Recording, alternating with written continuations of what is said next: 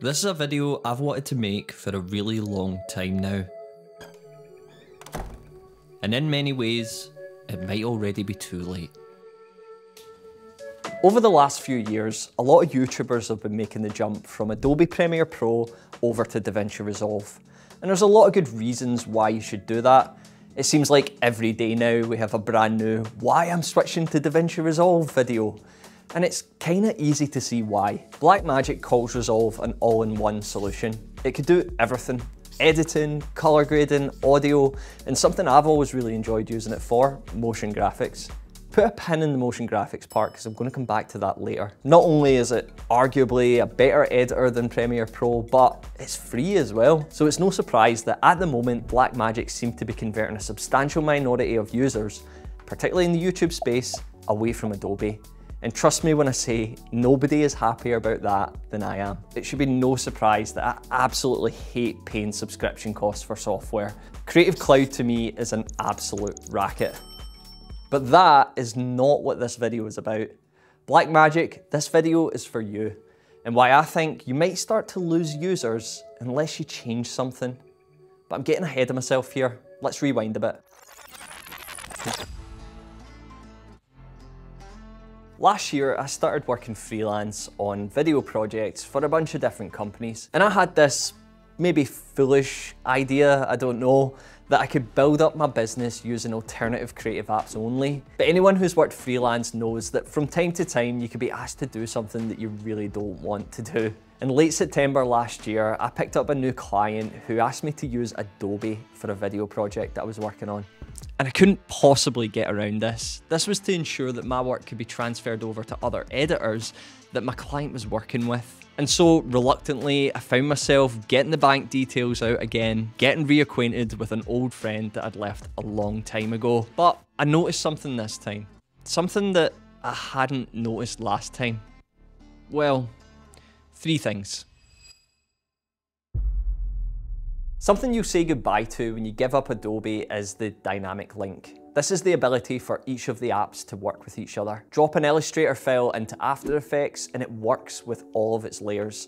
Update something in Illustrator and it automatically updates it in After Effects. And all of the changes permeate across all of the apps. You retain full control at each step of the process. After using it for a while, this made me realize that this is probably one of the biggest reasons why someone would pay the cost to use Adobe, because all of the other functionality is pretty much replaceable. Fusion could do 90% of what After Effects can do, as long as you're able to get your head around nodes. Affinity Designer is a way cleaner and less complicated version of Illustrator, and you could do a ton of creative work without using Adobe. But getting these apps to work with each other is its own kind of issue, especially for motion graphics. Usually it means exporting your work in a format like SVG that can then be imported into Fusion, but it's far from perfect. This was actually the first video that I made on this channel. I showed you how to take something that you made in Affinity Designer and how to animate it inside Fusion, but depending on what you're doing, it can take a lot of work. You have to export everything individually first and then connect it all up inside of Fusion. And that's really time consuming, but the annoying thing is, if you later want to change something down the line, you then have to run through that whole exporting and importing process all over again. Sorry, I just have to pause there for a second because since I started making this video, the Affinity Suite that I'm talking about here was bought over by Canva, of all companies, which opens up so many questions. But for the purposes of the next section of the video, whenever I say Serif, I actually mean Canva. Anyway, back to the video. What would be better is if Blackmagic and Serif collaborated on this in a way that would make it easier for these alternative apps to work for animation, similar to how Dynamic Link works. It seems like a no-brainer to me because it would help both companies gain users from their competition. But as of just now, that doesn't seem like something that's on the horizon for them. And I think I know why, but before I get to that, I need to talk about scaling. This could be a little bit confusing, but stay with me here.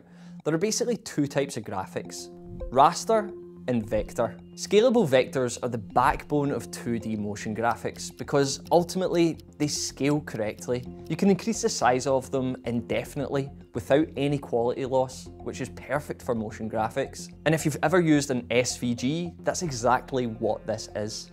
Pixel graphics, on the other hand, have a defined number of pixels.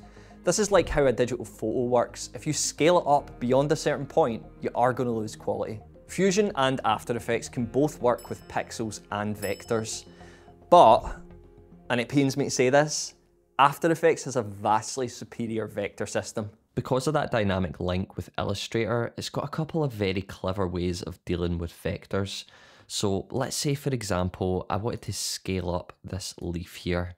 I'm just going to scale that up to a ridiculous level, and you'll see that we're getting that pixelization that you would normally associate with pixel-based graphics. So there's a loss of quality going on here. So there's a couple of ways that we could deal with that. If I wanted to, I could just right-click and go to Create Shapes from Vector Layer, and it's going to turn that layer into a vector for us, and it's going to sharpen that right up. Alternatively, if I didn't want to do that for whatever reason, I could just hit this button here, the continuously rasterize button, and that's going to continually work out all the vector information that is needed to keep this layer sharp. It's very clever and something that I wish that Fusion had. The tools that are there for vector-based graphics in Fusion are kind of similar to how the 3D tools work, in that they're a separate system that you have to run through a renderer node before you're able to view it. If you're interested in learning a bit more about this, there was an amazing video posted by Jake Whip a couple of months ago where he delves into the vector system in Fusion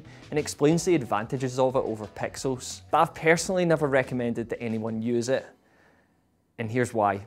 It's a very limited system. You can't add gradients, you've got a limited number of tools and effects that you can choose from, and most importantly, if you do import an SVG from, let's say, something you created in Affinity Designer, it doesn't use this system anyway. Instead, it uses a series of background nodes to fill in the graphics, and those, unfortunately, are pixel based. Scale them up and you will lose quality. And right now you might be thinking, okay, but is that really that important? Most of the time you could get away with pixel-based animations. I've done plenty of them myself, and I've even taught them on this channel, but it's still a major flaw, particularly if you're trying to scale things up in animations. So it's something that I think, ignorant as I am, that they need to develop further. For an app that calls itself the all-in-one solution for motion graphics, it really should have a more solid vector system than it currently does. But here's the kicker. I don't think Blackmagic is going to work on this, because let's do a little history lesson, and we'll start by going back to 2021. The Fusion vector system was introduced in DaVinci Resolve 17, and since then it's had a few tweaks and improvements, but generally speaking, in those 3 years, it's remained largely unchanged since it was introduced. Go back a bit further to 2018, and this was the year that Blackmagic introduced Fusion in DaVinci Resolve as its own page. Before that, it was a standalone app that they acquired from Ion Software in 2014, 10 years ago. Since then, there's been a number of new nodes and changes in Fusion, and whilst this is good, on a whole, it's still the same software that they acquired in 2014. It's been a very, very gradual and slow development. It's not a roadmap that caters to motion graphics, because ultimately, Blackmagic doesn't make any money from motion designers. Not directly anyway. They're a hardware company. They make money from selling camera systems that are geared towards TV.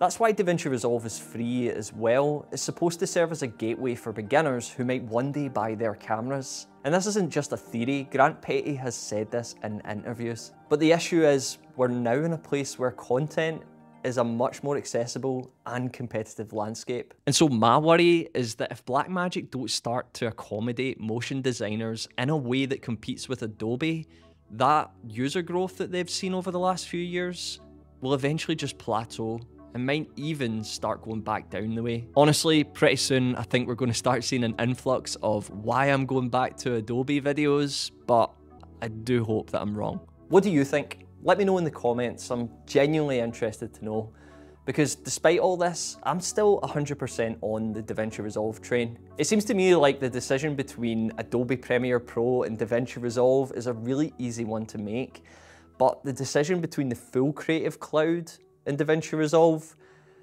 is maybe a bit different. Time will tell. All I know is that this year I'm really looking forward to sharing more motion graphic tutorials on Fusion because, as I said at the start of the video, I really hate subscriptions.